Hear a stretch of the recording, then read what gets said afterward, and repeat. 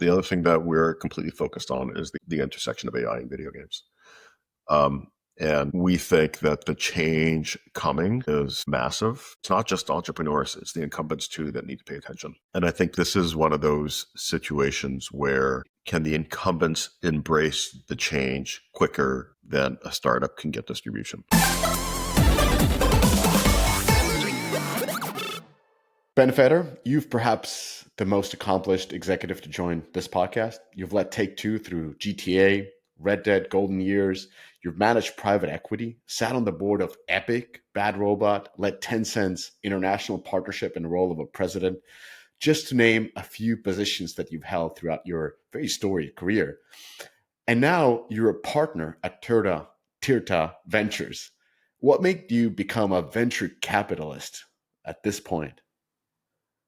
That's a great question, actually. I don't really have a much better answer other than it's just what I wanted to do at this stage of my life. I sort of made a decision, that the next thing I do in my career, I'm going to do for the rest of my career. And, as an operator in a creative business, I realized that eventually I would age out. And I probably already aged out a while ago.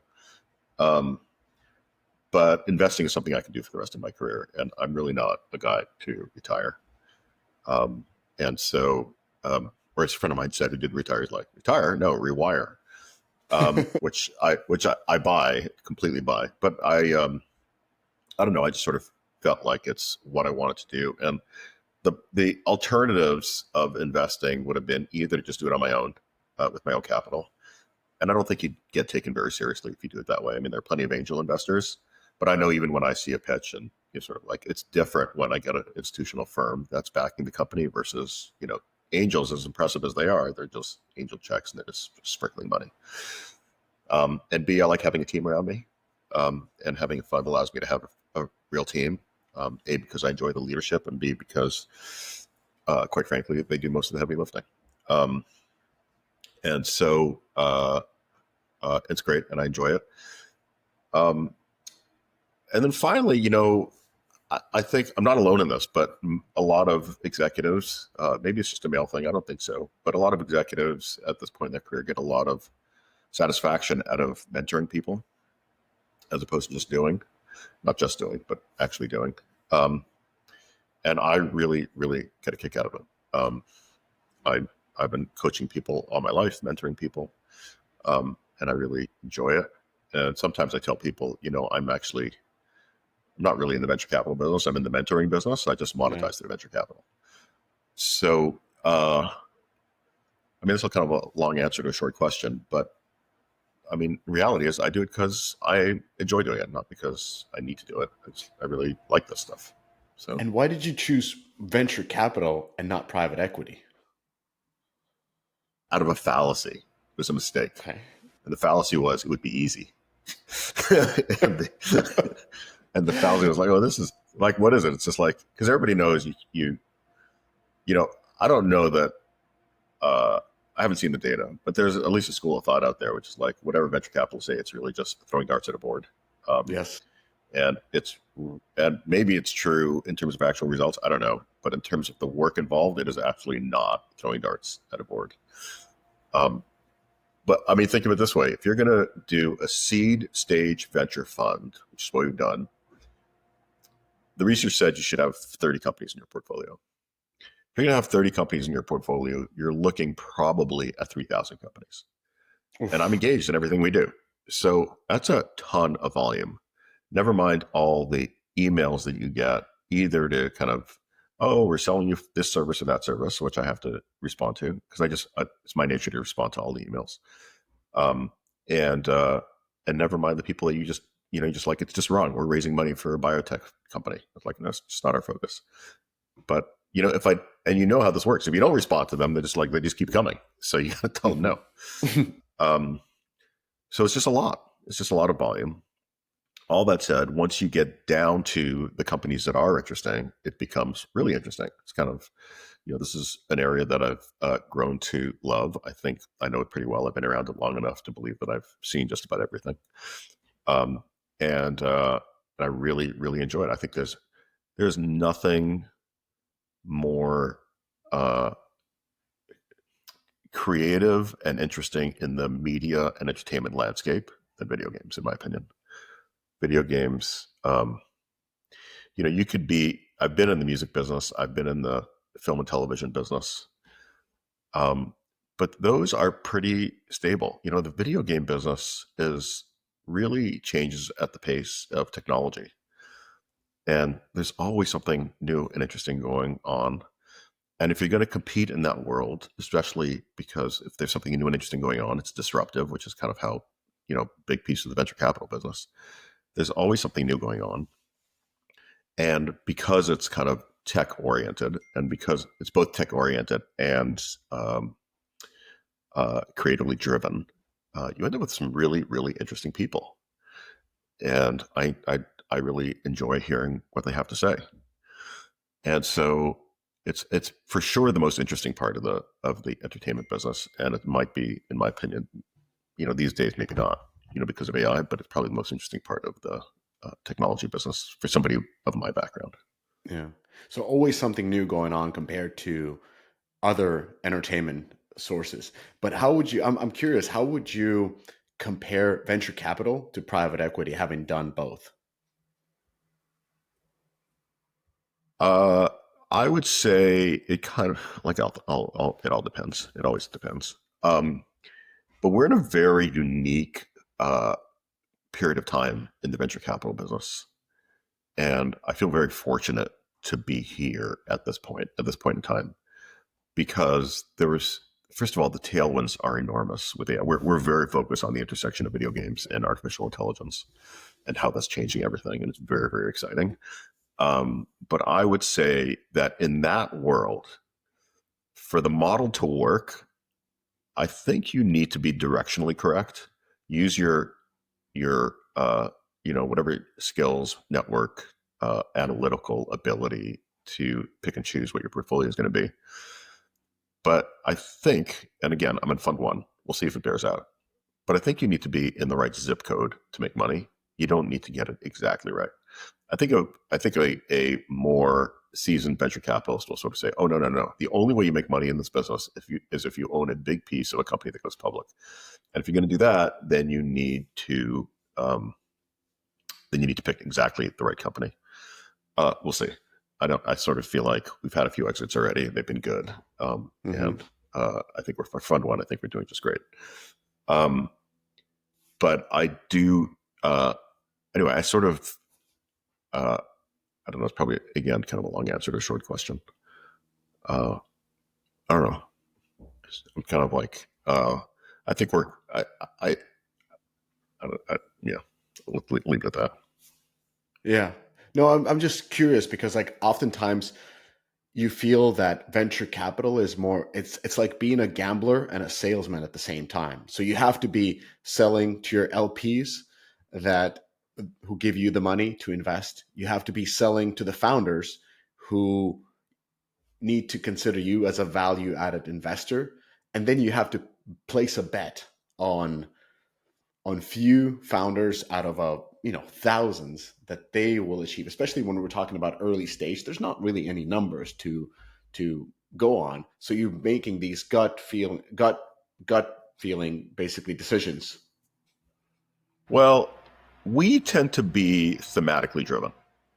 So we know what we're looking for. If you don't know what you're looking for, I agree with you. It's pretty hard. What was that old George Harrison lyric, right? If you don't know where you're going, any old road will take you there. And we have, and there's another expression that we like, strong opinions loosely held. But we have, on the one hand, strong opinions. On the other hand, we have flexible mental models. So we typically know what we're looking for when it walks in the door. Sometimes I have to restrain my entrepreneurial instinct, which is, oh, I've got a great idea for business. Let's go build it. I was like, no, that's not your business anymore. Like, you got a great idea for a business. You got to find the entrepreneur to go build it. We may incubate a company one day, but I don't have the bandwidth to do it. So, and I would say on the, your point about the salesman versus gambler, on the entrepreneur side, we don't really have trouble, right? I think that as I scan the landscape of VC funds that focus on video games, I think we're literally the only one that has the kind of operational expertise and experience that entrepreneurs crave. I've been on lots of boards, and in all humility, I'm everybody's favorite board director because I'm usually the only one on the board that's actually built a company or run a company. Everybody else is finance, and they're there to be.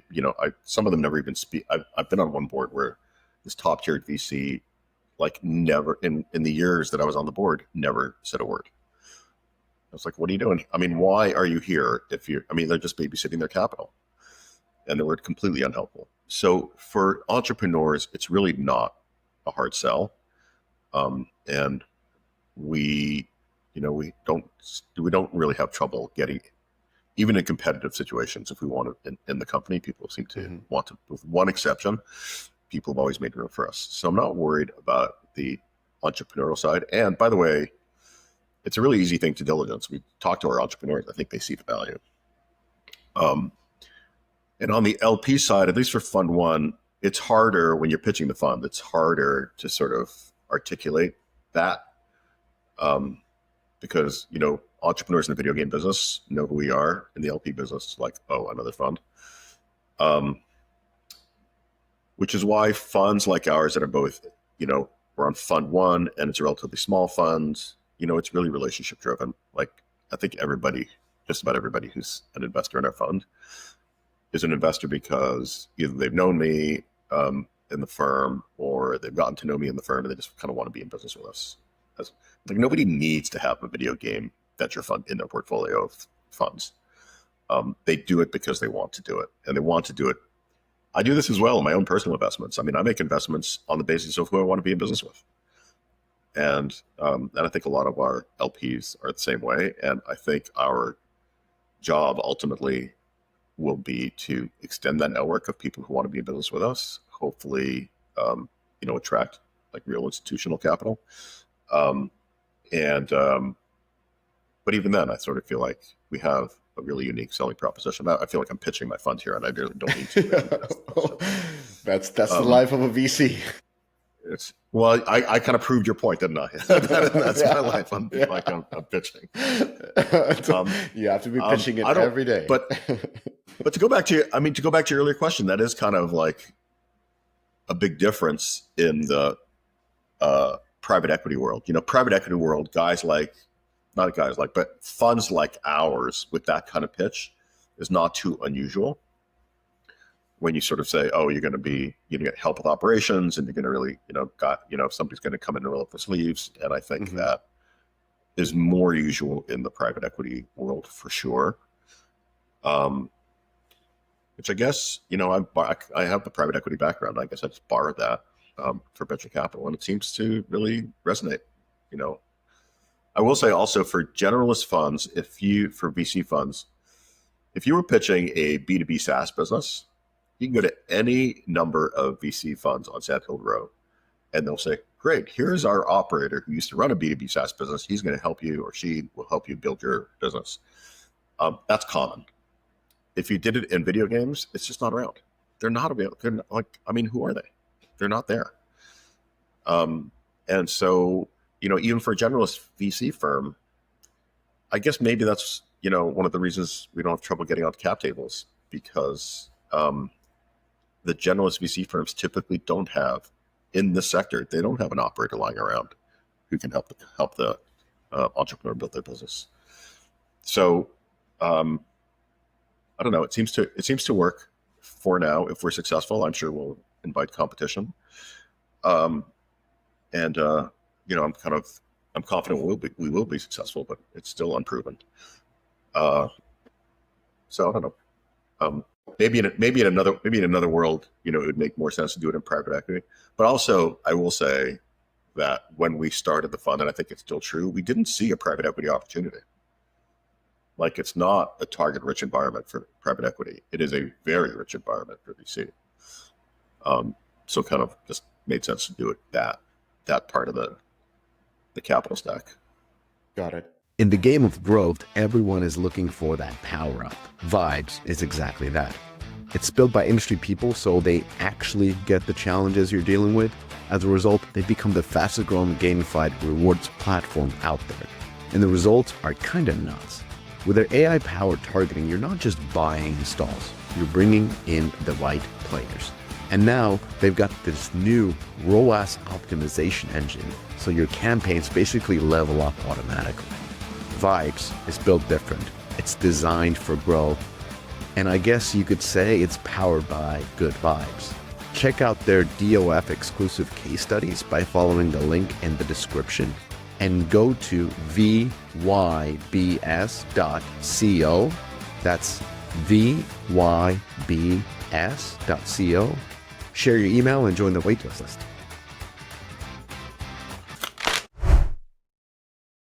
Attention app and game developers. Are you ready to unlock the secrets behind the world's top performing apps and games? With Sensor Tower, you get the ultimate competitive edge, whether it's breaking into new markets, fine-tuning your UA strategies, or boosting monetization. Dive into data like never before. Track global trends across app stores. Analyze market-leading in-app purchase and in-app ad strategies. And benchmark your performance with real-time insight. The best part, Sensor Tower doesn't just deliver data, it helps you turn it into action. With intuitive tools and expert analysis, it's everything you need to make smarter, faster decisions. Thousands of app and game studios, from indie creators to global giants, trust Sensor Tower to help them win. So why not you? Start your free trial today at sensortower.com. That is sensortower.com.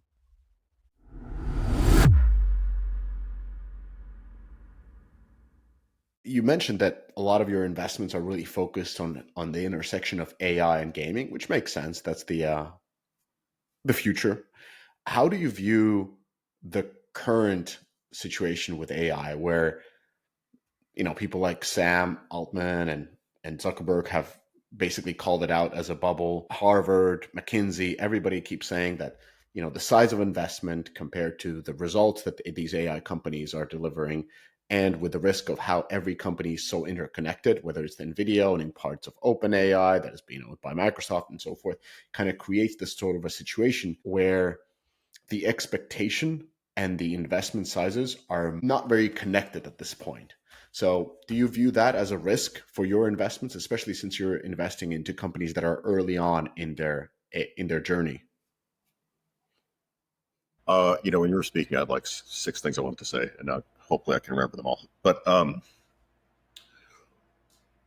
okay. So first of all, bubble to me is about valuation. It's not about opportunity, the nature of the opportunity. So we'll put that to the side for a second. All that saying is just like it's a little expensive for what it is. I think that everything you just described, all that capital, is a boon for the kind of companies that we back.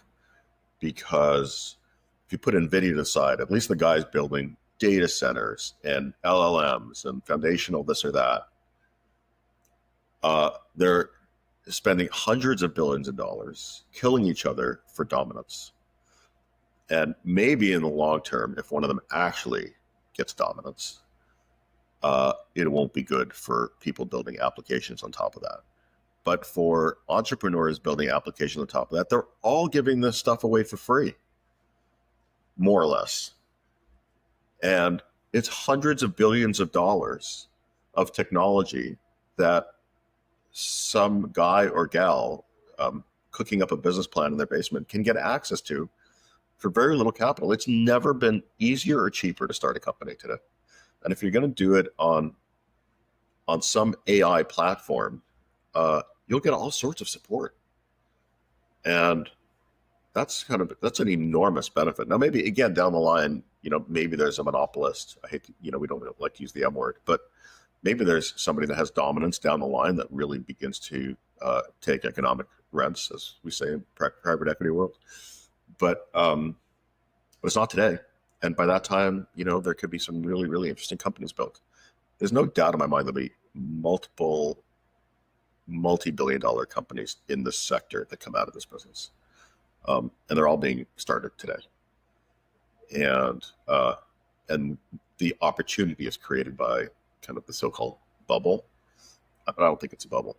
And the last thing I wanted to say is, which is I think was point three, and I don't know what the other three were, but you said something about adoption being slow. I forgot the words you used. More Like like the results coming in from companies that are adopting AI tools. Yeah, I think the history of things is certainly in the first PC revolution, and I bet you could find evidence of this in the Industrial Revolution also, um, which is that initially these technologies are used to basically do what you were doing before, only better, faster, cheaper. Which is certainly the initial use case for video games of AI. We can we can create art quicker. We can, never mind the quality, but which is getting really good, by the way. But it's not until you reorient the workforce and reorient what you're doing and see the possibilities to do new things that these things really begin to take off. And uh, and I think you quoted Sam Altman, or he said something about Sam Altman, but he's also sort of said, which I believe, that these things happen very, very slowly and then very, very quickly. Right? It kind of takes a little while, and then all of a sudden it's like boom, and the whole world changes. So the fact that you're not seeing the immediate results today, A, doesn't surprise me, and B, doesn't bother me. Now, are we in some sort of hype cycle? For sure. For sure we're in a hype cycle. I mean, not a day goes by where there's not some kind of crazy announcement out of OpenAI. And, Sam Altman, says it's a bubble, but he's like, who's out there beating the drum like literally every single day? Every time I see him on a podcast, like, dude, are you running your business? What do you, I like this, is your entire business hyping AI? So, and that's not, it's not really the way I do it, but I'm not Sam Altman, so good for him. But we have our heads down and we focus on our business, and he's out there beating the drum. So we're probably in a hype cycle. We're probably in some sort of bubble. But bubbles can last a really long time, by the way. And Warren Buffett used to say, the market can stay irrational longer than you can stay solvent. So yeah.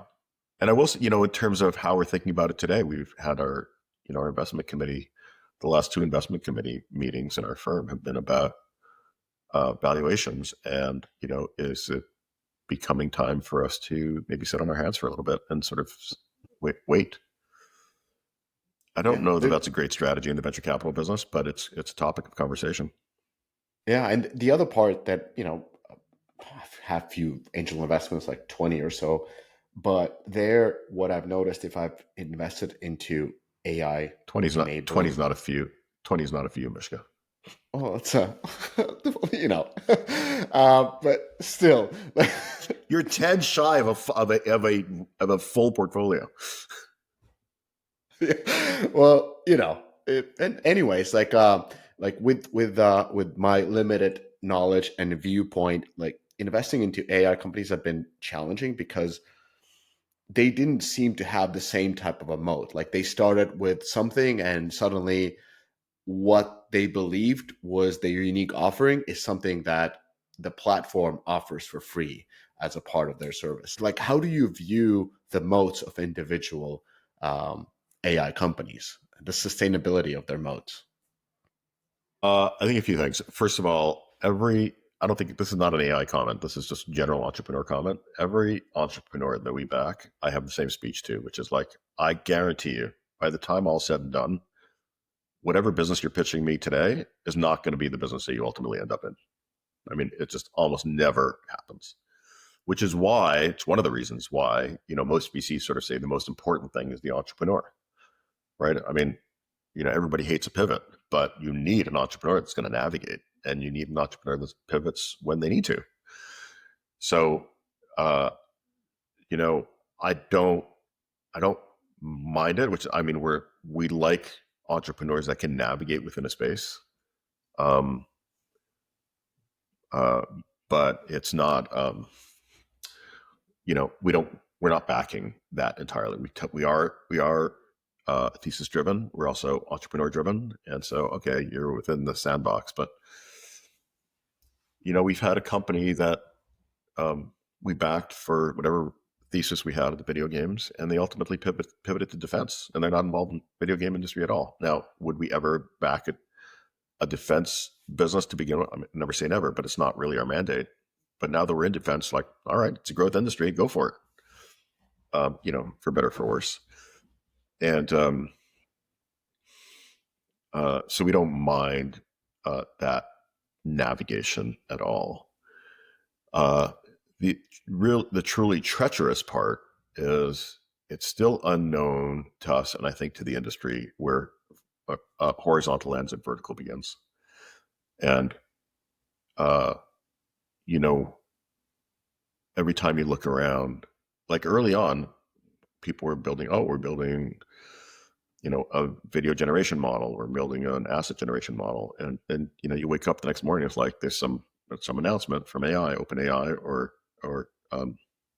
Anthropic or whatever. It's like, oh, we can do that. And these models are so powerful and so flexible that it is treacherous to sort of navigate all of that. And so we spend a lot of time thinking about the moats that we're talking about, never mind the pivots, but the moats that we're talking about, at least theoretically, are they going to be around, or are you going to get eaten? So a foundational question we could ask is, okay, assume today's models are 10 times more powerful than they are. Is the company in question benefited or diminished as a result? And we look for companies that obviously are benefited. And a few easy examples, not easy examples, they're all difficult. A few things to think about are, one, does the company in question require just multiple pieces that have to come together? Just kind of, there's kind of an old saying in the media business, there are only two ways to make money: aggregation and disaggregation. But are you kind of aggregating or orchestrating a lot of disparate parts that come together that are unlikely to be developed by, at least in the short term or medium term, by any one of these foundational models? That's kind of one way to think about it. In our business, the other way to think about it is creativity. I'm quite confident that AI is not going to develop the next greatest hit video game. And that kind of creativity needs to be human.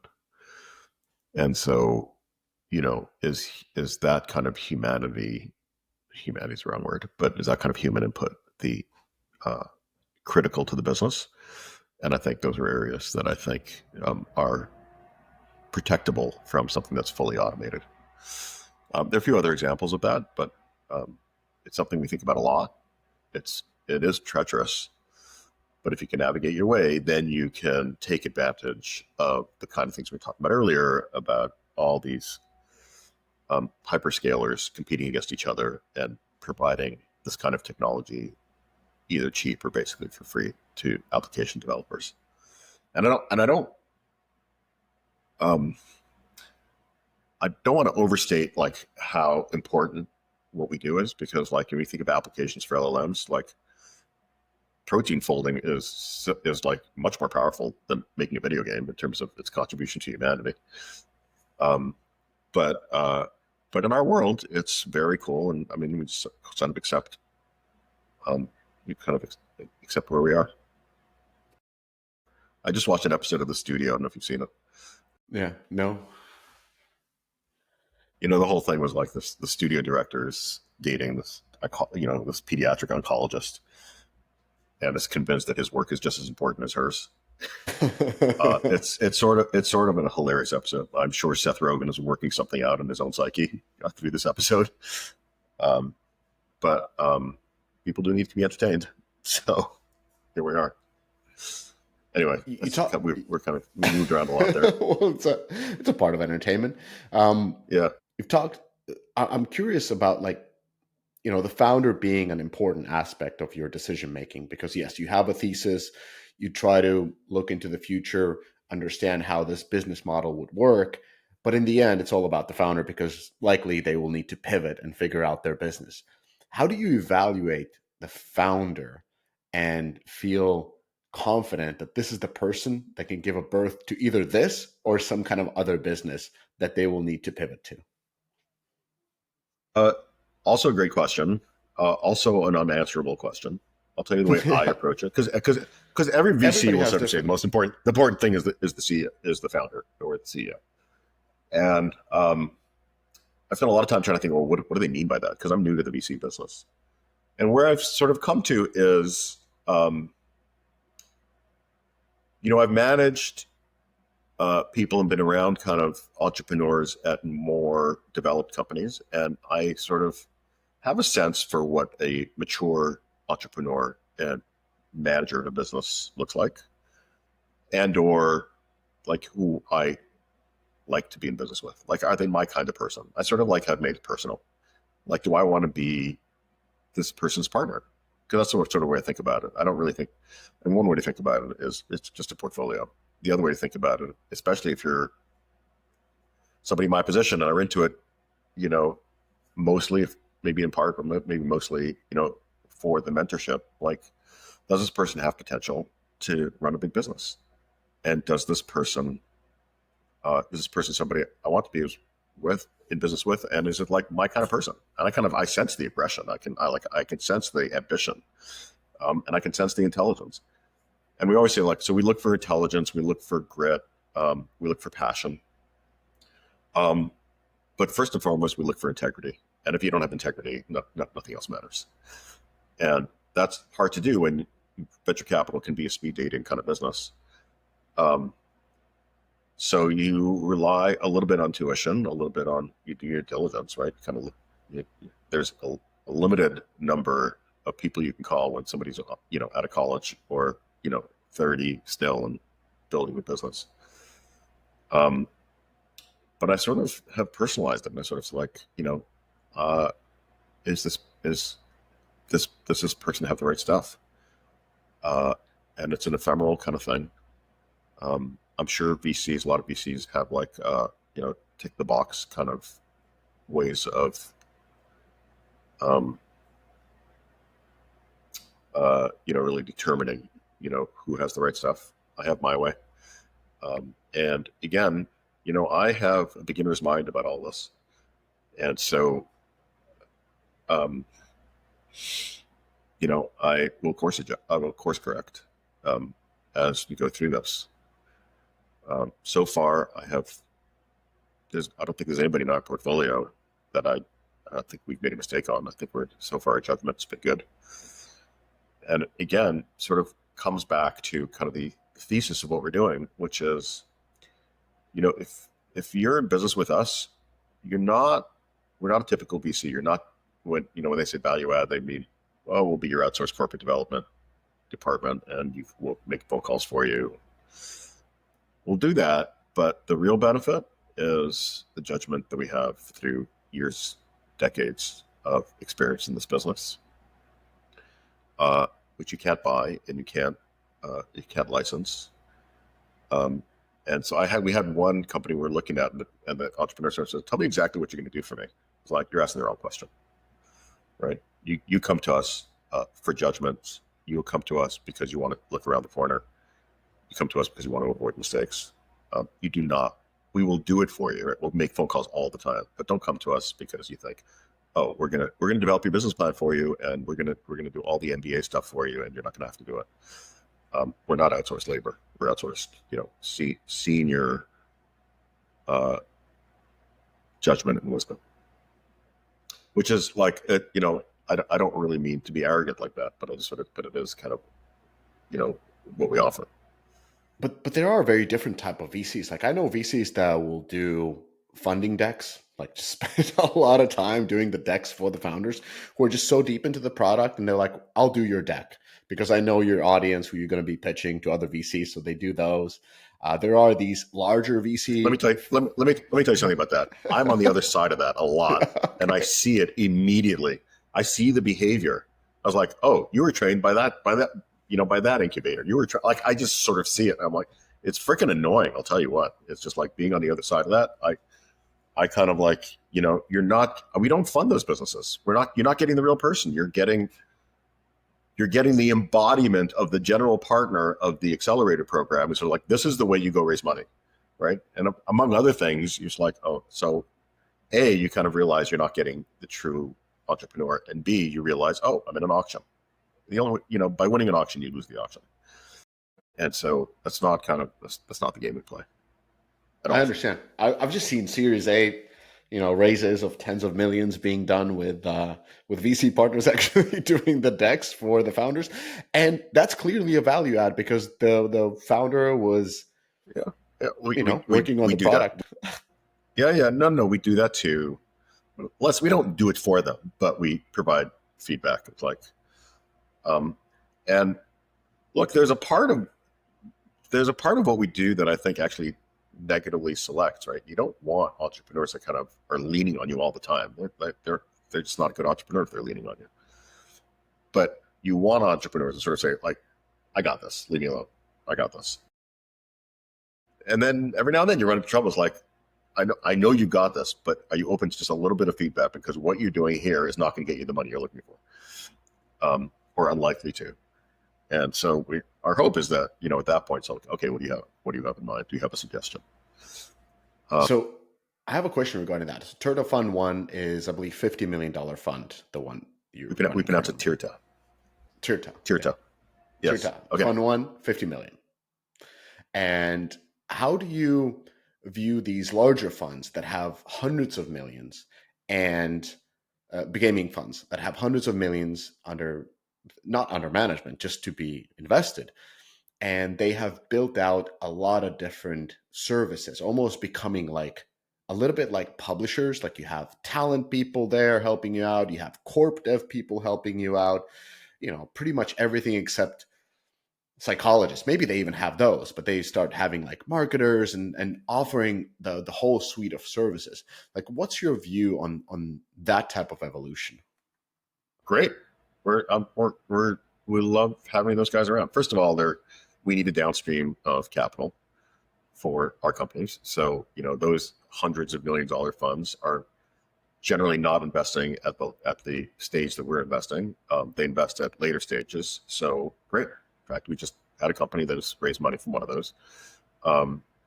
And we like to think they'd like to see us on the cap table, and, we'd like to see them on the cap table downstream. So I think that's all fine. That works for us. And in terms of the services they offer, also great. Go for it. I'm a little, I think the jury's out a little bit on whether all of that stuff works for the VC in terms of their own economics. I'm a big believer of, if you're going to build a business, you should have all that stuff, ultimately. If you need help periodically, great. But, in the short term, I don't know that it's, in the short term, it's fine. In the long term, you need to build out your core capabilities. So I feel if I were the entrepreneur, I'd feel about that the way I feel about outsourcing generally, which is it's fine for non-core activities. And you want to focus your resources and you want to focus your attention on your core activities. Where you run into trouble is when people start to outsource what should be core to their business. And if you think like you just creativity, if creativity in a video game is absolutely core to your business, if you're outsourcing that, you're really lost. It's not to say, like, I've seen creative people all the time, which is like, game's not working, we don't know what's wrong, we need to call in a doctor. And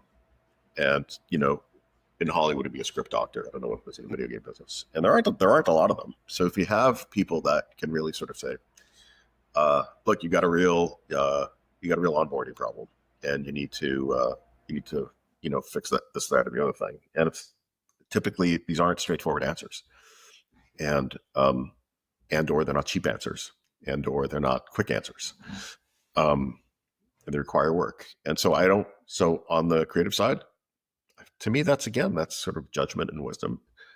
But if you're outsourcing, excuse me, if you're outsourcing creativity, you're outsourcing what's core to your business, and I think that's a giant mistake. Game devs, We know that great gameplay is what players love, but integrating metagame features like challenges, progression, rewards is crucial for retention and monetization. However, coding them is a tedious and time-consuming process. That's why top studios have turned to Hero. Hero provides a complete suite of battle-tested metagame features that are quick to implement, letting you spend more time on the core gameplay experience. Ready to ship fully featured, engaging games? Check out Hero today by clicking the link below. Web stores. You've seen what good looks like, but have you seen great? AppCharge is the direct-to-consumer platform backed by the likes of Supercell and built by monetization pros from Moonactive, Playtika, Huge Games, and others. People who know the difference. AppCharge powers over $500 million in transaction a year for top studios, optimizing every detail. Deeply personalized web store offers custom-made design, industry-leading monetization features, in-game payments, SDK, and more. 70% of top grossing games already have a web store, but the ones scaling fastest, they're doing it with AppCharge. Learn more at appcharge.com.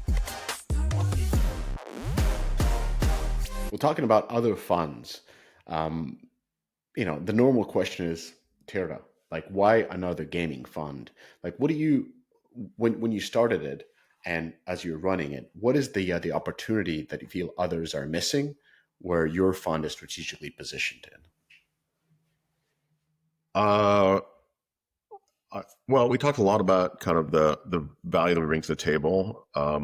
The other thing that we're completely focused on is the intersection of AI and video games, and we think that the change coming is massive. We think, by the way, it's not just entrepreneurs; it's the incumbents too that need to pay attention. And I think this is one of those situations where, can the incumbents embrace the change quicker than a startup can get distribution? And I think the jury's out on that. And I think there are real kind of structural reasons for that. The good news is that for the incumbents is that certain IP that is really well entrenched in the community or even in the mass market, I think is fine, provided they don't fall, provided they incorporate AI. And I don't think anybody's ignoring AI, but sometimes there are structural things that are really kind of problematic, and I think that creates opportunity for startups, and I think it creates exit opportunities for startups ultimately. And so that whole kind of intersection of AI and video games is kind of important, both for LPs, which tend to be the incumbents, as well as for our entrepreneurs. I don't know that we're unique in that. I think the world at this point is, for all money, is divided between people who are interested in AI and people who are not interested in AI. And there's a lot of money that's out there that's just interested in AI. But in terms of just we jumped on it very early. Our portfolio of 22 companies is 2/3 to 3/4 AI driven, and we have investments that are not AI when we find them compelling, but there's a huge component of that, and therefore an expertise that we're developing, and as we go on with our business, a network of entrepreneurs that we tap into. We do think there are network effects in this business, at the VC business, for this area. I think that focus is kind of somewhat differentiating just because of the track record so far. And then, just kind of our value add that we've spoken about. I don't think VC is like, it's like any other business. It's competitive. It's cyclical. It's not, as we said on the top of the call, it's not easy. Well, you mentioned that the other part is your operational excellence that you bring to the table. You yourself having the storied career, having been in private equity, sitting on these and having sat on these boards, run massive corporations through blockbuster hits. Your partner, Justin, he comes from Tencent. You work together, invested in some of the top companies in the world. Can you talk a lot about like what is your operational support in practice? Like, give some examples how you've helped operationally these founders. Huh. Well, just in terms of examples, the easy thing is like, can you make a phone call for me? Can you call? Like you just listed a whole bunch of companies, but these are all companies we have relationships with. Can you introduce me to this company or that company? A lot of entrepreneurs are interested in the China experience and the China relationships. Could you help me figure out China? I think it's become really interesting actually in the last call it 18 to 24 months when you've seen some of these very high profile studios with big budgets and great creative teams just faceplant on launch. Just kind of just complete splat. And like, holy crap, how did that happen? And as you dig into it, one of the things that happens is that they launch an early access globally. It's like, oh, let's see what happens. And it gets picked up in China really quickly. And there's a very high bar in China. And if it doesn't meet the bar, it's like you get review bombed by a lot of players in China that they're not doing it because they're being jingoistic or for any motive other than they're reviewing it honestly. Mm-hmm. But their bar is that much higher, and maybe the game isn't optimized for China. And then the reviews kind of look like crap when they come out. And there's this recognition, that, back in the day, if you thought you had a 8 out of 10 or 9 out of 10, you'd launch on early access and you'd be fine. It'd be great success. You need a 12 out of 10. Early access is the launch. Yes. You need a 12 out of 10 to really succeed. And to get a 12 out of 10, these days, I think there are ways of managing this. And we talked to our studios also about like, okay, how do you manage the situation? But if you launch with an 8 out of 10 and you're launching in China, you are going to get review bombed. And you need to think about how you're going to launch your game that way. And so we do talk about strategy and about that kind of strategy as an example. And then finally, especially on the creative side, right? Because we have basically 3 buckets of investments, which is like content, yes, but also tools and infrastructure. But on the content side, the capital, you probably know, has dried up, especially as later stage. And the remaining source of capital, big remaining source of capital is the strategics. And all those companies that you mentioned are kind of important relationships that we have. And we're able to help our studios really kind of access those relationships. And then, so, you asked me a question that when an entrepreneur asks me, I was like, you're asking the wrong question, because, but, since it's you, I'll answer it. And there are concrete examples.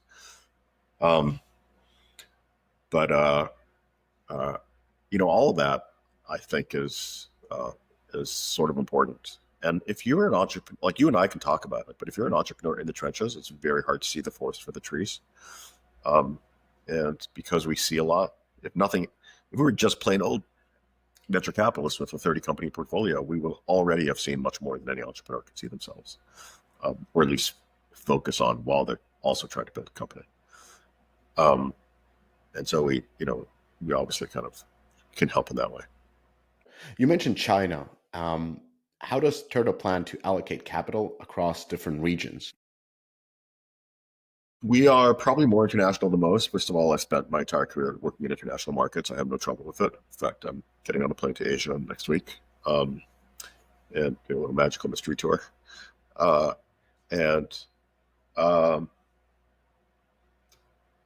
So I would say about 60, maybe 65% of our companies are in the United States. The rest are international.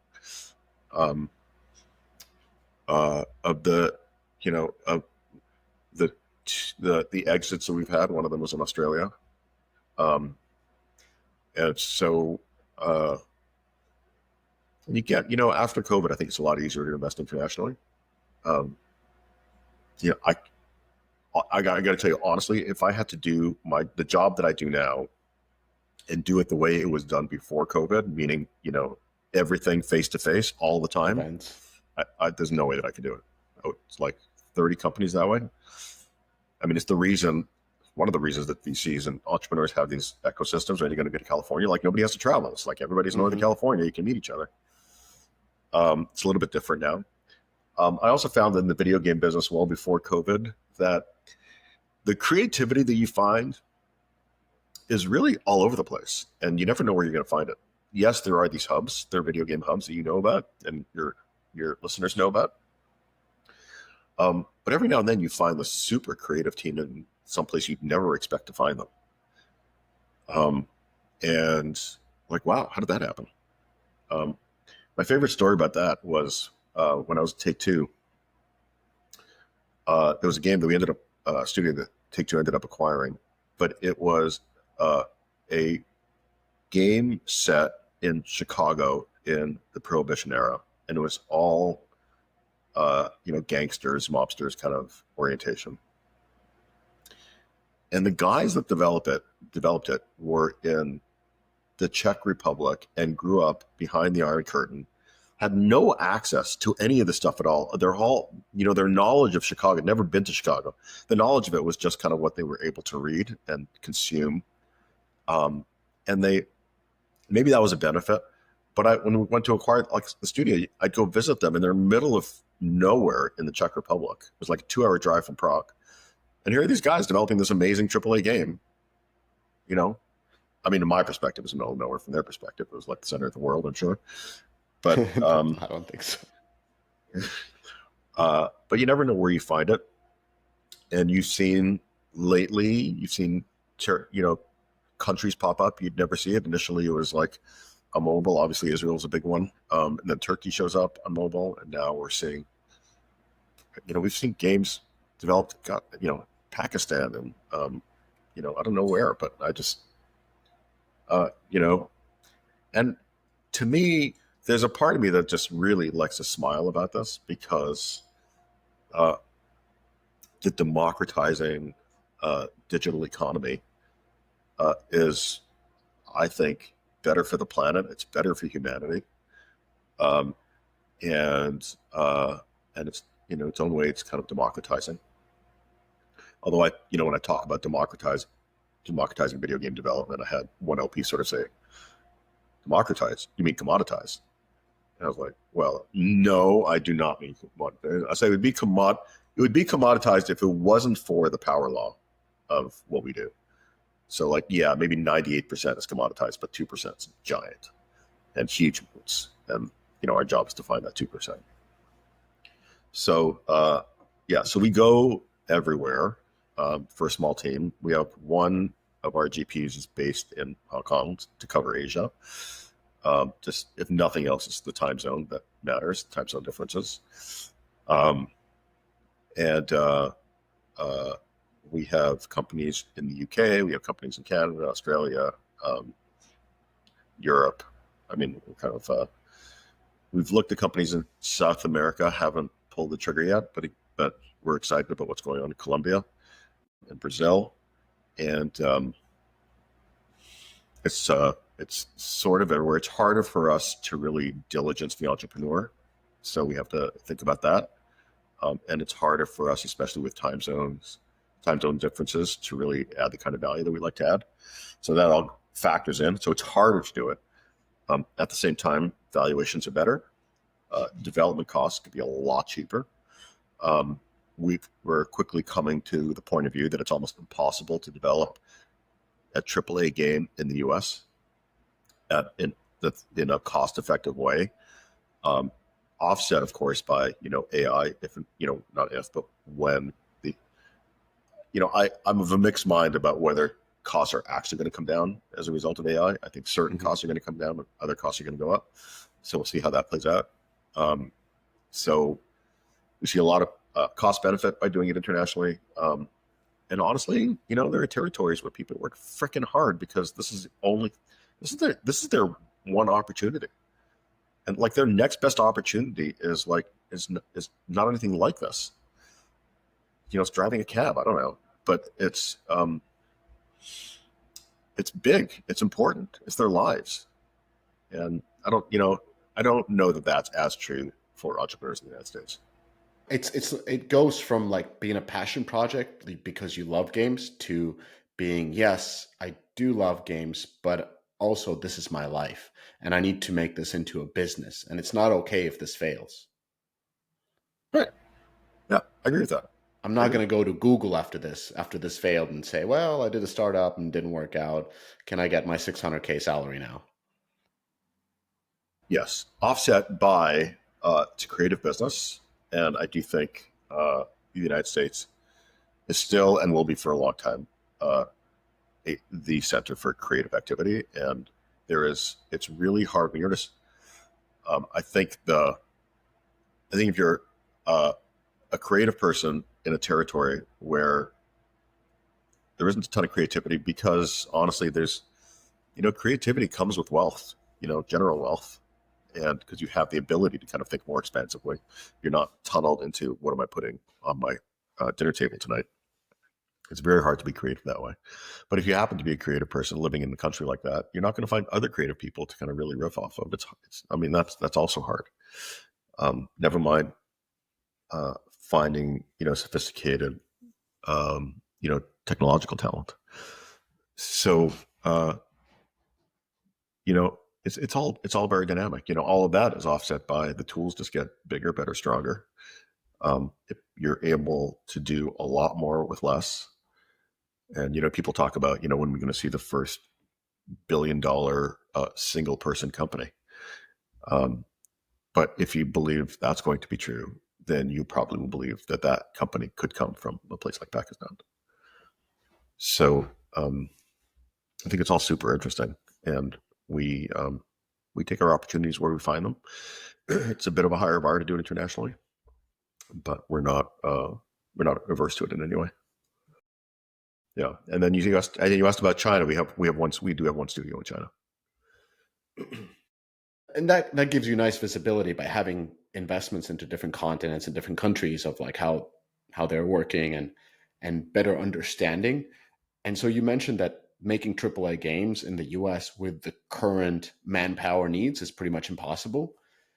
What other areas do you feel are overheated geographically? Oh, you mean expense-wise?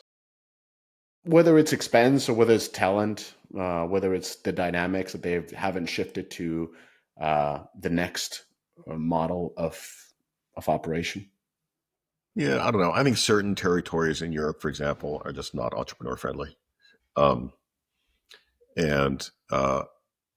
or not capital friendly, and so we are cognizant of that. We are required, I think, by some of our LPs only to invest in OECD countries also. So I should mention that. So overheated, there's a whole AI thing. You called it a bubble. That would be overheated. And it's not, by the way, it's not like they're overheating for video game companies. One of the reasons that it's expensive to make video games in the US is because top talent gets poached all the time from big tech. So you got a guy who starts a video game company, like, oh, I always want to make video games, and it's my passion, I'm going to do it. And then Meta comes along and says, I'm going to double or triple your salary, come over here. And it's very hard to turn that down. I don't care how passionate you are. So, and I don't know if that exists it does exist in other territories, but not to the same extent that it exists in the United States. Again, that is offset by more and more, because of AI within the big tech companies. You're seeing revenue grow at impressive clips, but that the headcount of these companies are stable. They're not growing. And you're seeing more and more efficiencies at the hyperscalers themselves, because they recognize that they don't have to hire the kind of people that they used to have to hire. And I think, maybe that will offset the kind of dynamic we were just talking about. We'll see. But I also think that's going to happen at studios. Studios are going to have to hire few people because they're going to need fewer people. This is a whole societal question that it's probably beyond the scope of what we're talking about here, but this is happening. It's definitely happening. Yeah. It's a big philosophical question. I kind of am wondering all the time, like, you have these tech moguls that are essentially, if they succeed, then hundreds of millions of people lose their jobs. And if they fail, the market collapses. And it's kind of a weird position. It's like heads or tails, and the society loses.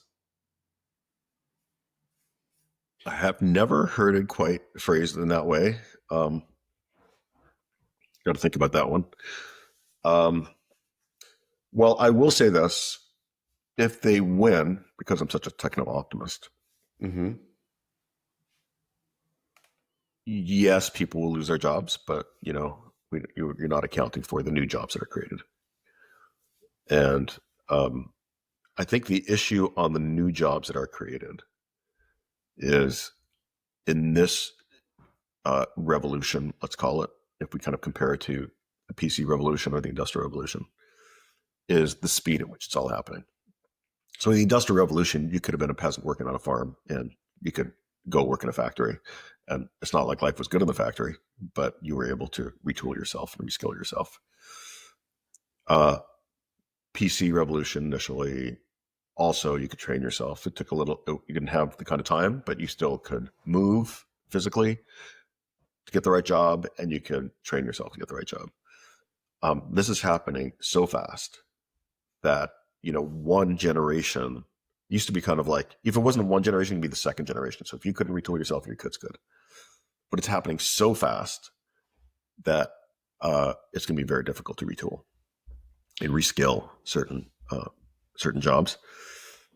But if you are flexible, I think there are new jobs. I'll give you one anecdote about that, which I like to tell, which is that somebody put me in touch with a university student who was looking for some career advice, and he was studying game design. And he basically called to sort of say, am I going to have a job when I graduate? Or all the jobs in game development going to be gone? And my answer to him, which I thought about afterwards and kind of really believe it, which is like, look, if you think of yourself as a game designer, maybe not. But if you think of yourself as a creative designer and a creative engineer or creative professional, and you are given these enormously powerful tools. I mean, you're given the tools of a Greek god. You sort of snap your fingers and a world is created. What could you do with that? What can you think of? What can you create that has never been thought of before? And if you think of yourself as a creative designer with enormously powerful tools, the world is your oyster. And you have a huge future. So part of it is the reframing of things, and seeing the opportunity, not looking backward, looking forward. And if you do, these are incredibly exciting times. And you will have not only a job, but I think great success. And, when AI first started coming out, people said, oh, all the jobs are going to go away. And I likened it, I'm an amateur painter. And so I likened it to painting and modern art. And if you asked an art historian, what was the genesis of modern art? They will say, without question, it was the introduction of the photographic process at the end of the 19th century in Paris. And because all these artists were around and they paint portraits and landscapes to put things on people's walls, because, humans enjoy images, as you know.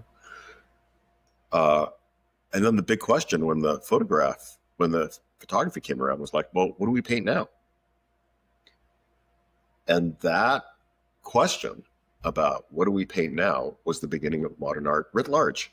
All of it was like, okay, figurative art, landscapes are out. What's in? What do we do? it ended up being a massive creative explosion. As well, two massive creative explosions. One was the birth of modern art, and the other was that photography itself became its own art form. And I see very similar things happening with video game development. This podcast is brought to you by AppsFlyer. In today's digital world, understanding your app's journey from discovery to download is more than just insightful, it's essential. Enter AppsFlyer, the leader in mobile attribution and marketing analytics that allows you to measure the full potential of your marketing efforts, making every ad dollar work smarter. With AppsFlyer, that's your new reality. Dive deep into data-driven insights that reveal exactly where your users come from and how they'll interact with your app. AppsFlyer, where your app's potential meets performance. In AI, which is, I think, being able to use AI effectively within the development process will be its own art form. And I think that it's going to create new experiences nobody's ever thought of before, was never possible before. And, one of the things I'll tell you thematically, what we think is possible and we're sort of thinking through now is, I think we're in a world today where there is the next Walt Disney company is going to emerge out of. If you think about character AI, intelligent NPCs, companions, all of these are personalities that speak to you, that interact with you. Maybe ultimately they're physical robots that are your friends. What drives the behavior of these characters or companions is creative. And I can easily imagine a world where, the next Mickey Mouse or the next SpongeBob is not an animated character, but it's one of these things. And they're very, very powerful. So if you were imagining the next Mickey Mouse or next entertainment company and how that would look like, what would next wave of breakout gaming companies look like? We've seen early hints of it. I haven't seen it yet. I haven't seen the thing yet, but the thing is coming. So we've seen experimentations, for example, in what's been called single-person MMOs. So, like a lot of people like to be in MMOs, as you know, but don't really like the interaction. They're kind of there, but they'd rather sit at the bar and nurse their beer and not talk to anybody, which is not what MMOs were built for. But if you can build an intelligent NPC, and we have investments in intelligent NPC companies, if you can have an intelligent NPC playing a game with you, you can have 1 million NPCs playing a game with you. So we think of it initially as like, well, that is a great solve for the cold start problem. Like if you developed a multiplayer, if you built an MMO or a free-to-play MMO, and the issue was like, well, how do I get my first 1 million MAU? Well, you can create it at a snap of a finger. And then what that creates is kind of like, can you develop a world where you're the only player in the world? You're interacting with 1 million others, but they're all NPCs. And it's not, we think of something we call the video game Turing test, which is really, can you tell an NPC from a human? Today, you probably can't tell an NPC from a human, but I think that the time when you cannot tell the difference is around the corner. So that's kind of one example, which is kind of single player MMOs. These companions, you can imagine, right now you kind of talk to a companion, but I could easily imagine a world where it's not, right now you talk to a companion, it's basically you and I talking, as we are now. But what if, I were in a world and you were in a different world and there were other companions running around and doing different things and programming? I hate to use the word metaverse. It's a dirty word, but not for me, because I'm still a believer. I think that's kind of another example of how video games are going to change. And it's not going to be a blockchain, and I doubt it's going to be a blockchain. But I think all of that is super interesting. And, NPCs are always thought of as being within a game, and this is how you interact with it. But we're seeing a world where those NPCs come out of the game and are somehow with you and follow you. And I can easily see that happening. And that's a whole new form of experience. And maybe it's not a video game. It's just a different experience that takes up your time. And we're all in the attention economy. Yeah, we're all in the attention economy. So it's like, what is it that engages? So anyway, those are early examples. Well, you mentioned web or crypto. What are the segments that Tirta will not be investing into, and why? I think our LPs pay us to have an open mind.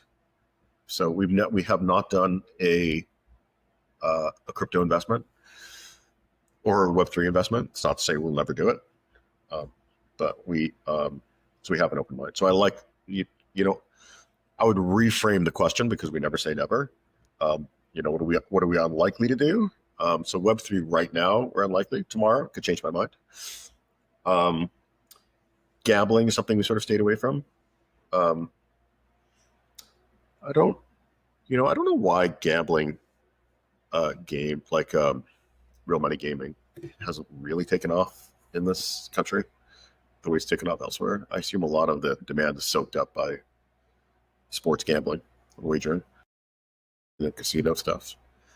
I find that even the skill real money gaming kind of always reaches some sort of plateau and never really. I don't know why. Maybe you have an idea. Maybe you can explain it to me. I understand the thesis. The distribution is quite difficult, to be honest, with those games. Like Apple doesn't allow them. The rewards are pretty small, and the platform holders haven't been as effective. But there are some, real money gaming companies that have been successful. They didn't make it, but they just didn't become as big as we assumed. And as you said, there's plenty of real money gaming, but it's more in poker and other card games and betting that men like to do. So that's my hypothesis. I don't know if there's much in match 3. Yeah.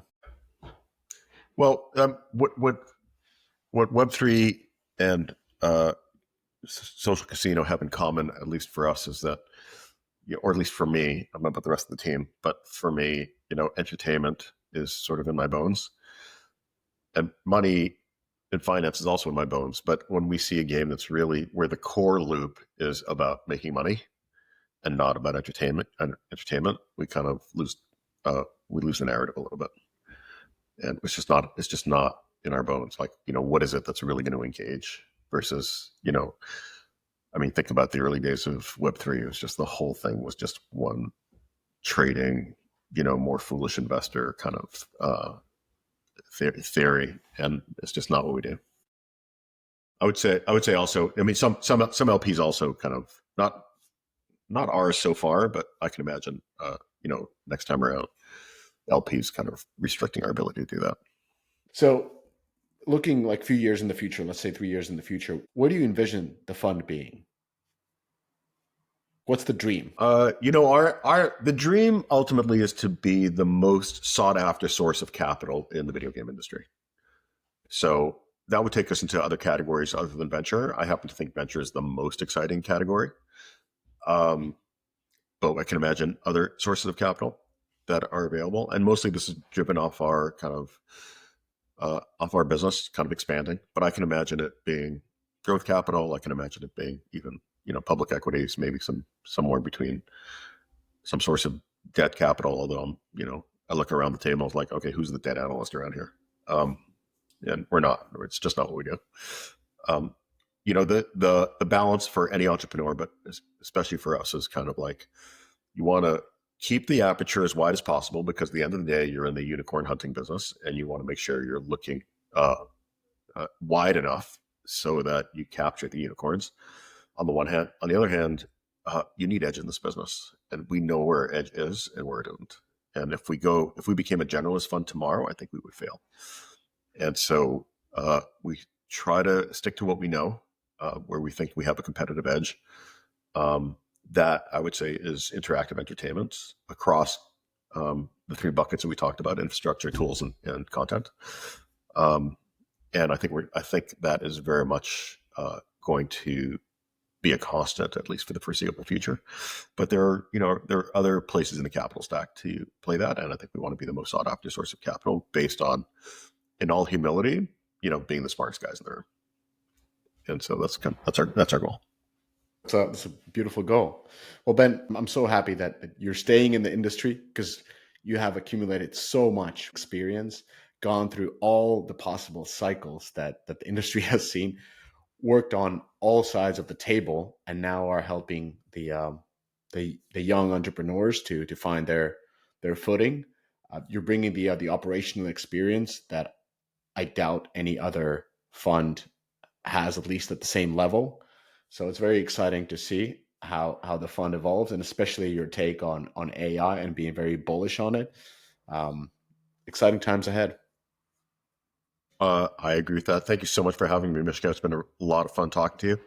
I hope we get to do it again sometime. Yeah, definitely. Fun too. Let's talk about this then. So, all right. Ben, how can people and good luck with your angel portfolio. But how can people reach out to Tirta Ventures? Like, what's the best way?